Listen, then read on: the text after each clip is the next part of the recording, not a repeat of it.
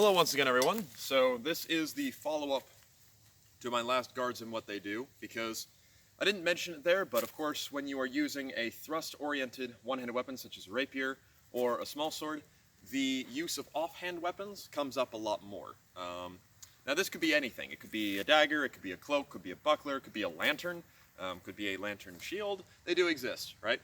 But generally when you are using an offhand weapon, at least when it comes to the Italian sources for rapier, the guards remain pretty much the same, but of course you have this second piece that you add to it. So I wanted to go over those specifically. So I won't be going into as much detail as I did about these four because I've already done a video on it. So if you want to learn more about those, go check that one out. But this is just focusing on where your offhand is going to be put and what it can do for you. So in this case I'm using a dagger, but like I said, if I were using a buckler or a targa or anything along those lines, this would still work. So let's go ahead and start with our first guard, Prima. Now, when it comes to using an offhand weapon, you can give invitations on two lines, right? These lines here. You have above and below the sword, or above and below, in this case, the dagger. Depending upon what you want to give them, it will dictate how you can employ your offhand weapon. So this one is pretty straightforward. I'm up here in Prima, which means that I'm giving an invitation below the sword. So if someone were to attack to me, I would move my dagger across, just the same as I could do with my empty hand. I would move the dagger across, which then defends me while executing a thrust. So I end up with my arms somewhat crossed up, but not uncomfortably. So here's that from the side. So I'm here, parry, lunge. Pretty straightforward. Now, a note for making that one work. When you have just your empty hand, people take this bait quite a lot, as I talked about in the last video. However, when you have a dagger, people are a lot more aware. And in general, when you have a dagger, the generalized expectation is going to be that you're going to parry mostly with the dagger, and that is unfortunately true. It's not that that's what you're always encouraged to do. Using the dagger to parry, or your offhand weapon, gives you a significant advantage because your sword is free. However, that can be very easily exploited because this is not as long or strong as this is, which means that this can be, like I said, exploited. So generally, you want to have this do most of the work and this to accentuate it. Now, that means that when you take positions like this, people are mostly expecting you to use the dagger. It's very hard to, deceive them in that way. So some things you can do to make it a little more deceitful. One, widen up, right? If you're here, everyone knows what you're gonna do. If I widen a little bit more, you may think, oh, I can beat him on speed, when I am doing a very small motion. The second thing you could do is have the dagger already kind of pointed forward as well. That tends to assist, I think. It's weird, like straight up, people tend not to go for it, but if I point the dagger a little bit, people tend to take the bait. I don't know why, it's just what they seem to do. And some other things you can of course do is, I'm already here, just open up very quickly, show them that opportunity, and they tend to take things because you've limited their option. So, the flash sale concept, which I will probably do a video on at some point. Anyway though, so that's below the sword. What about above the sword? Above the sword looks similar, so we went from Prima. Now rather than being in Secunda, we're actually going to move basically into Terza. And you can do this, of course, just by holding the sword in the middle. I tend to bring it over a little bit, so now it's lined up more with my back hip, giving a much bigger opening to the outside of my arm, and my dagger just sits pretty much on top. Now, from here I can still execute all of my normal actions that I would do. It's just I'm giving you a bit more of an opportunity on this side, because if you try to attack here, I can set aside with both. So, I am here, the opening is right there. Now what I'm going to do is I'm going to bring the dagger across, and I'm going to place it on top of my arm. Now, at first, this is going to feel a little strange.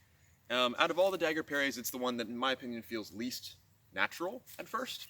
But it is very, very strong, because once I lock it into position, boom, you are not really able to get around it, because to get around it, you'd have to either go over my dagger blade, which is, a solid, I think this is about 14 inches, or you would have to go around the guard, then around my arm, all the while I am launching a thrust. So, in general, it's pretty safe if you can get it. I'll show that one from the side. So, I am here in comes the thrust, boom, and I defend myself. Now you notice I'm moving into Secunda.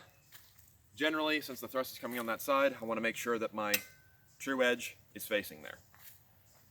So, how do you get people to take this bait? In general, people will take this bait a little bit more. If you just hang out in Terza, kind of in the middle, you can move it to one side or the other to achieve above the sword or above the dagger very easily. And this in general is not a bad position to just stick to, because from here I can launch into either side, either action. I can even go low. It's pretty good. So all you need to do is just either by a little bit of movement, so there I stepped up slightly, moved my tip a little bit to the side, you really want to take this opening, or slightly moving the sword, great options. Now we come to the other side. So I was above and below the sword, now above and below the dagger. So above the dagger, probably the one that you are going to want to do the most, because it's the most similar to the lunges and attacks you would have already been practicing, because that is an important thing to remember. According to the advice of the masters, you should become a competent swordsman with the sword alone before you start messing around with this, because I'm much more likely to lose this than I am to lose this.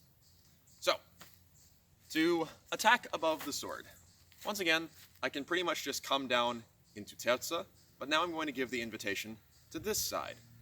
From here, in comes the attack. All I'm going to do is I'm going to, just like I would normally parry by finding the sword and lunge, I am going to do the same, but at the same time I'm going to catch with the dagger.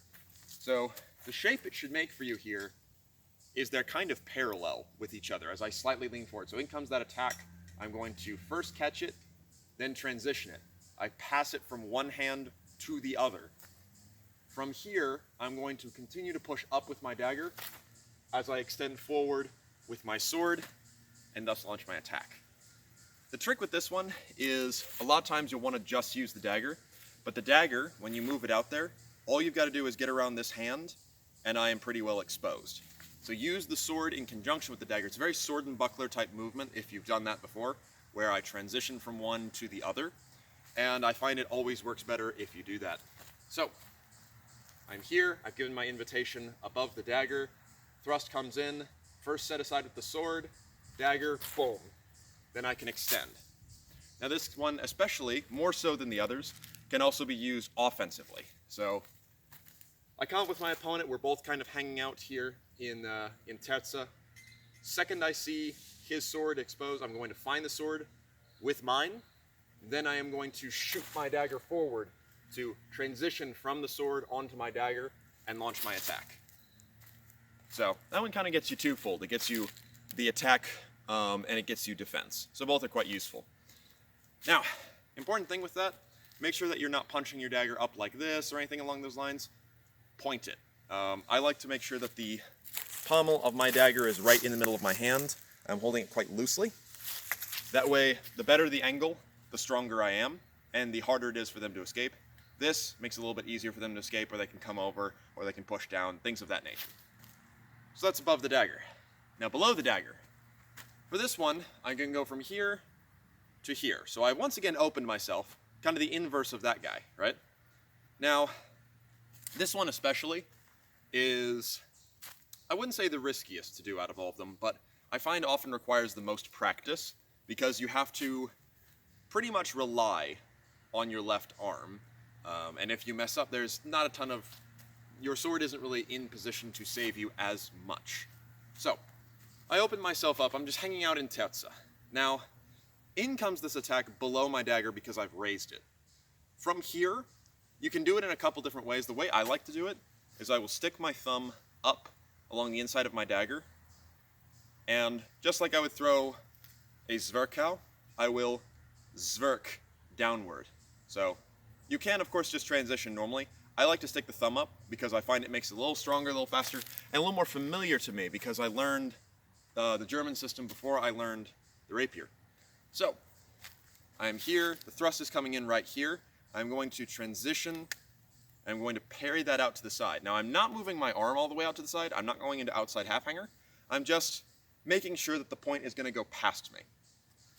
Now, from here, I have some options with my sword, of course. So I am here, in comes the attack, boom, I can just extend into Terza or Secunda or whatever, but usually I want to move this in conjunction with my sword. So as this comes in, I'm going to lunge into Quarta. So from here, boom. This gives me a little bit more insurance, as if I do miss with the dagger, I can always give up on my attack to move my guard across and maybe save myself. Plus, when I attack this way, as you can see, my body starts to naturally go around to the side. I can do it with a little bit of offline movement to possibly save myself even more. So I will now show that one from the side. So I'm here, in comes the attack, boom. Now, like I said, that one has the least margin for error, but with a little bit of practice, it's quite useful, especially, for example, if I go for the above the dagger parry, someone cavaziones underneath to go for below my dagger, I can just follow them, and there's nothing sweeter than catching someone that way. But in general, when it comes to these uses, you can pretty much do them all with your empty hand, or a cloak, or a buckler, or what have you. Little things will slightly change. So to show that, I will do them with my empty hand real quick. So, same idea, I'm going to just be fencing sword alone, so I'm in my normal sword alone sword position. If I want to go below the sword, boom, nothing changes. If I want to go above the sword, boom, nothing really changes there either. That one is a lot more dicey to do with your empty hand though.